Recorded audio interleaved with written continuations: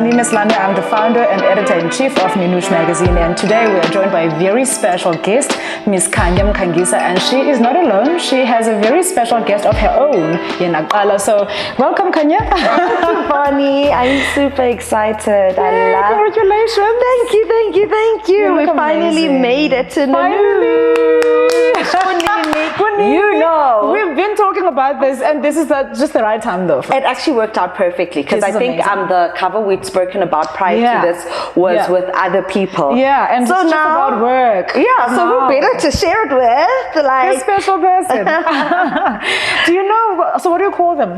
So, oh my gosh, I have like different nicknames. Okay. So I already know the gender. So, and we already actually have a name. That's awesome. That's awesome. Yeah. Okay. So now I just revealed it. He already has different names. Okay. So he has a name already. Yes. Okay. Not SpongeBob. No. Not just little cutesy. Just little. He's a bit of a kicker, hey. Okay. So we'll see. But I don't want to be too fixated on the gender because I've been hearing lots of different stories that like you'll think it's this or you'll be told it's this and then you get there something else. So yeah. Oh wow, this is exciting, but we're going to get to this part a bit later on. Let's first talk about you, who you are, where you come from. Yes, so makulwam, mamam were all born Epedi, and then I went to primary school in Grahamstown. I went to Victoria Girls, and then famous VG. Yes, I'm a VG girl through and through. Yeah. And then my mom moved to Johannesburg before me, and then I moved when I was 12. Okay. I remember grade 7, I was in Joburg and high school, and I've been here since. And we then fell in love with you as one of the presenters on YoTV. Yes. Oh my gosh, what a time. I know. What a time. Epic, life-changing moment for me. How did you get in? So I entered a public competition, called Spotlight Quest for Fame. I remember that. So I actually even remember I loved TV from a young age. So I would sit and watch TV. Yeah. I'd watch all the YoTV presenters. I had my favorites, on Mandisa, Osha. So when I saw the ad, we're looking for a new presenter, Spotlight Quest for Fame. These are the audition venues. These are the audition dates. So my one was in Mainland, and I have a cousin who still lives in Pretoria, by the way.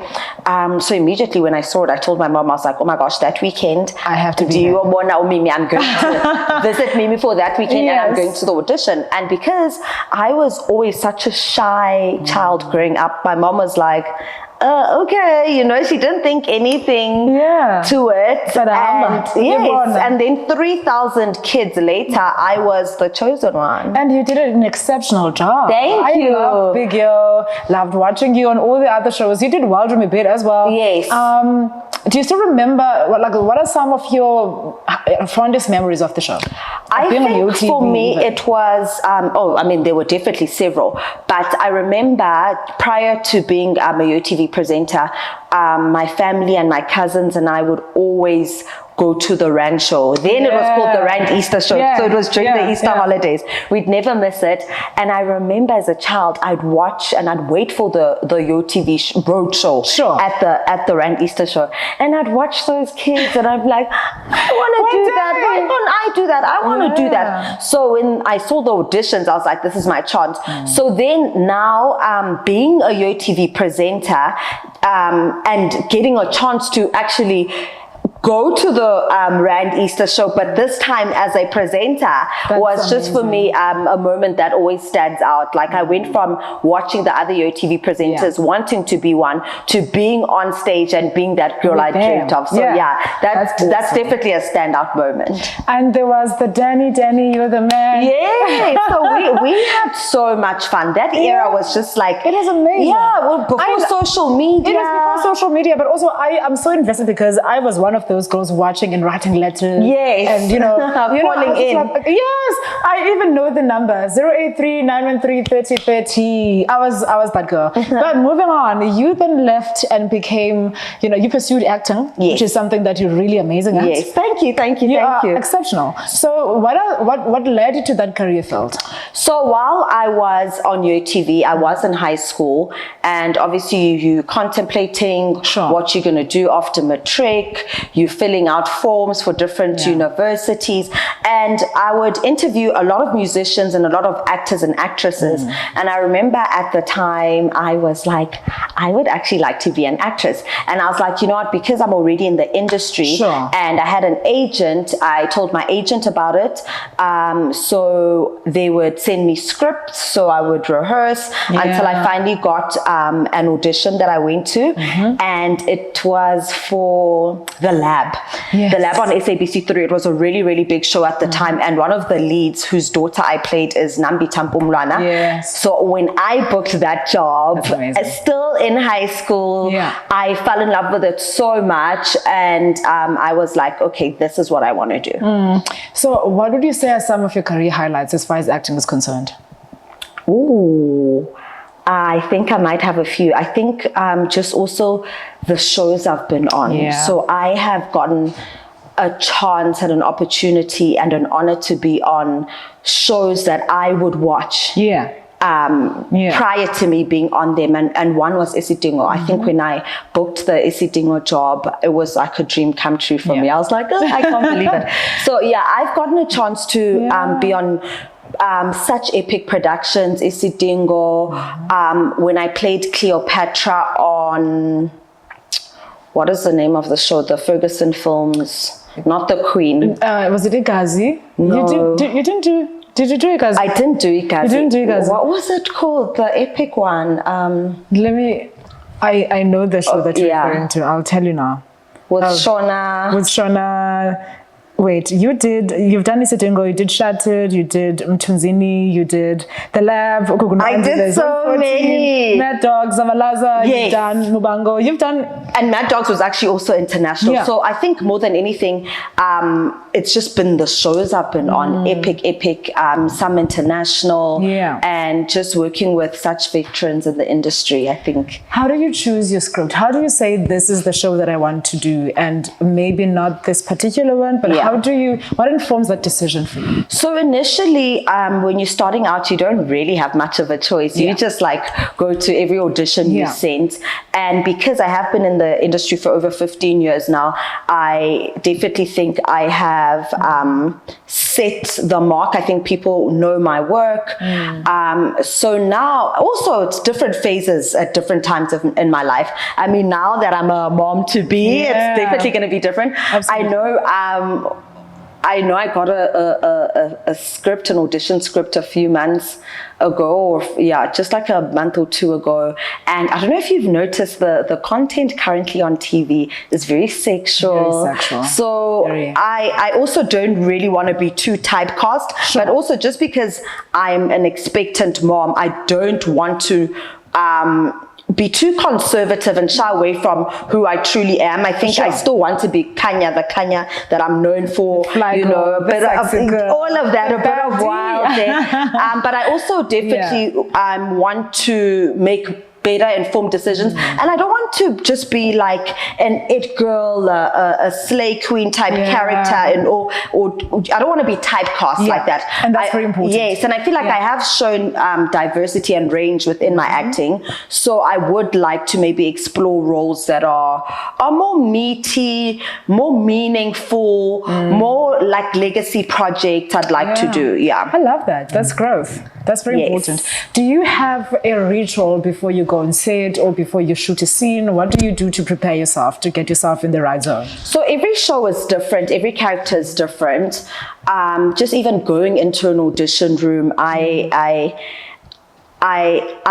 I can do is prepare. I'm very good with that, and I'm really big on preparation. Don't waste anyone's time, certainly not your own. So even just going into an audition, I make sure I'm prepared so that I know, should I not get it, it has nothing to do with me. I've done my part. I always just want to know that I've done my part. If I don't get a role, it had nothing to do with me. Maybe they wanted someone taller, you know, someone with a different look. So I think that's one of like my basic life rituals, just to be prepared and to stay prepared and be ready for anything. Yeah, as amazing as you are as an actor, and I mean, in everything that you do, I've watched your career for the 15 years you mentioned. I just want to know though, have you had, you know, encounters where people are treating you a different way because you're pretty and you're young, and not necessarily because you're deserving to be here and it's on merit? To be honest, I have earned my way. Like every seat I sit on, every space I take up, I really feel like I'm there on merit. I feel like I've earned it. And I think it does help that I did start very young in my career. So I didn't really get a chance to maybe feel unsure. Should I book a job, or should I be asked to participate in any so I really feel like I've earned my way. So I don't feel like you strike me as the, you know, the typical Xhosa look. Yes. I know that. So it's not easy to just start to come at you the wrong way. Yes, definitely. I think it's also part of the industry again. You have to, you work with different, even from a young age on YoTV, we would have producers who would yell at us during ad breaks while we live, and we'd have to go back on stage and act like nothing's happened. So I've had a thick skin from the onset, and I've seen different characters and people behind the scenes, directors, producers, who do try and maybe intimidate you. So sometimes I do have to be like, yes, I might look young and cute and pretty, but make sure you come correct when you do. Do you have any special requirements when you get to set? Do they have to prepare something for you? No. Luckily, I'm not a diva. I don't even have any dietary requirements. I'm just super chilled. And funny enough, I don't know why people think the opposite. People think, oh, she's probably such a diva, until they meet me and they're like, oh, you're actually so chilled. Because you're pretty. Oh, that's that too. So I can't think of any requirements. Talking of your work, you just recently starred on The Kings of Queenstown. Yes, thank it's you. Beautiful. How was that experience? Oh my goodness, that one, there's just so many different experiences all in one. Firstly, because it's an Eastern Cape story, and it's told in the Eastern Cape, and we shot some scenes in the Eastern Cape. And funny enough, Queenstown has a bit more like personal meaning for me because my dad lives there. Yeah, he's actually from Cradock, but he lives there now. So I haven't seen my dad in years, actually. So when we shot, I was like, shouldn't I? We don't really have we don't have a close relationship. So I actually was just like, you know what, life is short, you know, let me message him. I'm like, okay, we're shooting this. And as fate would have it, where we were staying was literally a street away from his house. So one day after I wrapped early. I probably just had a scene or two on the day. He came to fetch me. We went out for a late lunch. We got to catch up, and you know, as an adult, and just also, I think, I don't know if it's because as an expectant mom, you want to realize the true meaning of life. You want to maybe like not harbor so much hate or resentment towards people, even though you are human at the end of the day. But I think you kind of do give people a pass. We're all human. People make mistakes for whatever reason. People are led in their decision making depending 100%. On where they are at that particular time in life. So, and sometimes it's got nothing to do with you. Exactly. So I'm really thankful that I actually had that moment with him. But also, just to go back to now what you were asking about the shoot, that project's really special, and just working with Jamil. Oh my goodness, as a director, I've always wanted to work with him. It wasn't my first time. I'd worked with him on Blood Psalms, but I just love being in that space, being around people, him and Layla, people are so passionate, you know, who know what they want, who work hard to actually make something happen, you know, see it to fruition. That passion, that energy, and just that talent. I love this because a few months ago we had Zolisa Koluva, who's the co-star on the show, and he also was just raving about the cast and Jamil and Layla, and you saying the exact same thing. It's beautiful. I went to see the film, the premiere in Joburg, and I was just like, this is amazing. And also, like, I'm a football fan, so I was having the time of my life. And you guys showed at Sundown, so it makes sense. Just perfect fit. It was beautiful. Well done. Thank you. So what else are you working on at the moment? I mean, so I haven't like baking that. So while I'm baking, I haven't like told anyone. So Nounouche is getting the exclusive. So I am still working, but I have to obviously pick my projects, and also I didn't want to tell like all my clients that like, oh, I'm actually, this is what's happening, because also it's my first baby, it's my first child. You want to keep a lot to yourself. 100%. So I haven't been able to work as much as I would, but I've also now that I'm showing, I actually shot something the other day where I'm unboxing something, but I'm like covering from the side. Because it's really hard. It's been hard turning down work. I mean, honey, you know, in this economy. But I'm taking on what I can. For sure. Yeah. And you then ventured into DJing. Yes. And I've been to some of your gigs and play amazing music, and I love it. Thank you. What led you to do that? So I remember I was 29. And I was like, it wasn't because now everyone's DJing. It was like it was like the new thing, but it wasn't as like saturated as it is now, which is also cool. So I was like, when you're about to turn 30, I don't know if you've experienced it, you kind of have like a new lease on life. You no longer are judging yourself for one. You also don't really care to be judged. You know, you just feel like you're new again. It's a new decade. You feel like you can conquer all your dreams. And it's something that I'd always wanted to do, but I was always scared by like, Bazotina. Yes. And then when I was just like, I actually don't care. And you kill it. Yes. That's amazing. So that's how I got into it. And at the time, a friend of mine, Jordan, who also at some point was my manager, I was presenting Seli Matunzi, and there was an event at Rockets, and the DJ left halfway, and then Jordan and I both looked at each other, and I was like, I should DJ, and that's actually how I started. And then a few weeks later, it was going to be my birthday, so I was like, I'll have my DJing debut on my birthday, and then like they say, the rest is history. That's beautiful. I love this for you. Now, talking about you transitioning from being this hot fly girl to being a mom. Yes. I mean, you're going to be a fly mom. So who did you tell, like, how was, in fact, like finding out? How did you find, like, when did you find out? Who was the first person you told? What was happening in your head at that moment? So I turned 35, and I was like, oh my goodness. I was always like two minds about, am I going to be a mom? Am I not going to be a mom? And I'm an only child, and my mom's always wanted a grandchild. But I was like, I'm sorry, that's just not going to happen for you. I told her already, I was like, that's just not going to happen for you. But with turning 35, I was like, girl, you need to decide, you know. And I'm a naturally indecisive person. Like, it'll take me so long just even picking an accessory to go with an outfit, just something as simple as that. So can you imagine with a big decision like, am I going to be a mom or not? But I'd given it so much time, and I was like, if you're going to do it, it's now. And also it kind of worked because of where I find myself in my life right now. I do feel like I've really lived, I've really enjoyed my life. I could now explore a new chapter and see who Kanya is in this role.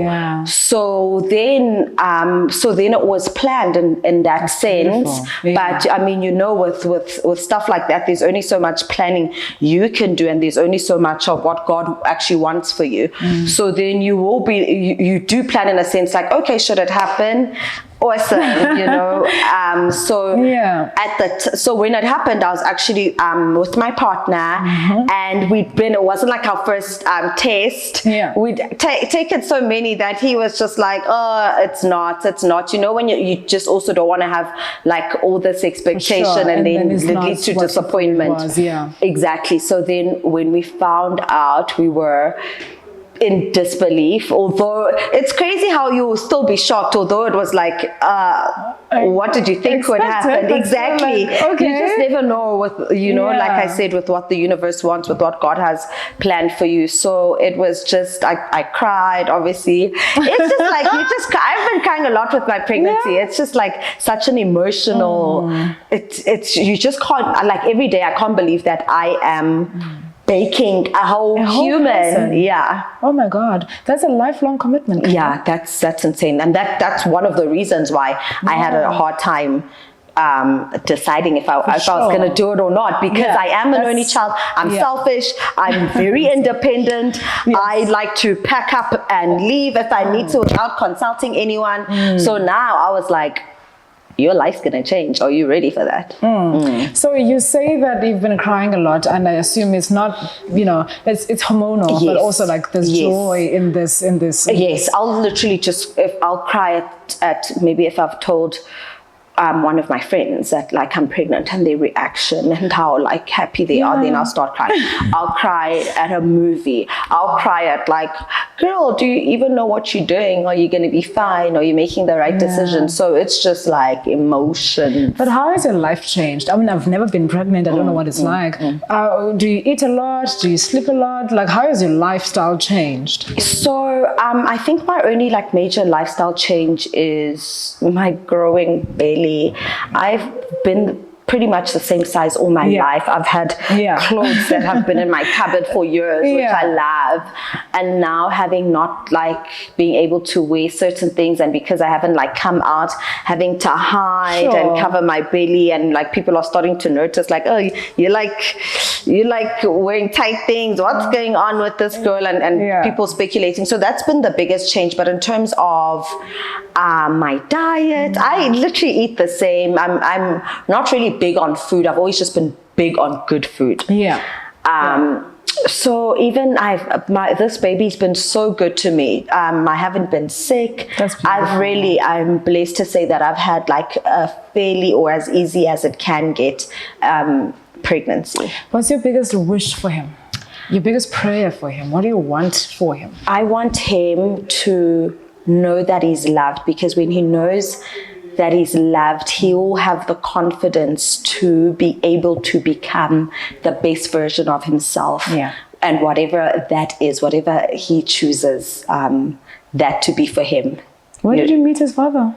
So we've known each other. We've known each other since we were kids. Him and I have known each other since we were kids. We were friends for a while.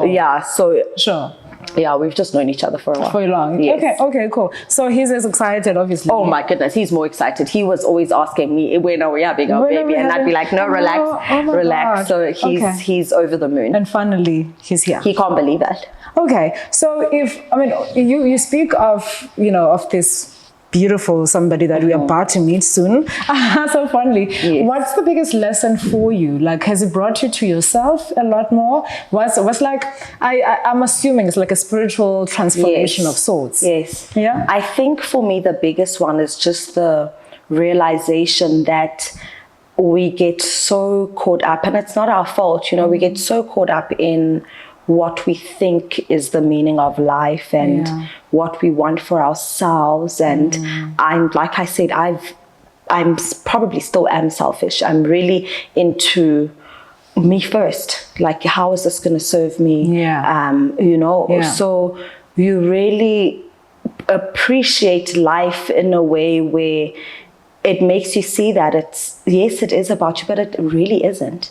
What is the ultimate bigger purpose? Yes. So you've uncovered that part. Now you know why you're here on earth. I do. I mean, I think I'll always have questions. I'm just like that. I have a curious mind. I'm always asking questions. I'm always indecisive, so I'm always in doubt. But like I said, I think what maybe makes it not so hard is knowing that I waited to have a child. I really waited, because the last thing I wanted was regret. And now I feel like I'm fulfilled. I fulfilled my own purpose. I love this. You know, I've lived my life. I've traveled. I mean, there's always room for more all the time. Please, by all means. But then you realize, who's to say you can't still do those things? But for the most part, like all my dreams, I really have tried to reach them in the best way possible. And you have been a good example for young girls in the Eastern Cape, in the world, in South Africa, everywhere basically, who watch you, who know your work. And now you are about to, to be a mother. You're about to pop. So are you anxious? What's coming to your mind now, thinking, oh my gosh, in a few weeks, this is going to be my reality? So luckily, my mom's a midwife. Oh, wonderful. Yeah. So, okay. So, I mean, you'll always, this is between life and death, obviously, when you are in labor and when you're giving birth. So you'll never think, oh, I have this. But my mom has done such an exceptional job in reassuring me and telling me, and me knowing, I guess, that she's there and that she is going to be there with me all the time. All my questions, she's so ready to answer them, giving me the best advice. So she's definitely made it that much easier. Yeah. So of course I'm nervous and I'm scared, because it's just once this baby's out, it's it's there. That's your child. You have to fend for it. You have to make sure. But I more than anything, now pregnancy takes so long, and especially if you find out. I found out when I was 3 weeks. When you find out from the onset, it feels like a lifetime. Yeah. So I'm just ready to meet. Yes, I'm just ready to meet the child. I'm just I just want to meet you. I just want to hold you. I just it's different when the child is there versus when it's still oh, we're still baking. I'm scared. I don't know what's gonna happen to me in my life. So I'm just excited to meet him. I love it very much. Okay, I'm going to refer to my phone now because I need to see what we could be missing. Friend, I'm almost done. Almost done, yeah. I was thinking that background for this. I think we've covered basically everything. It's just such a nice flowy, organic. I absolutely love it. Okay, so let's do a closing link. So,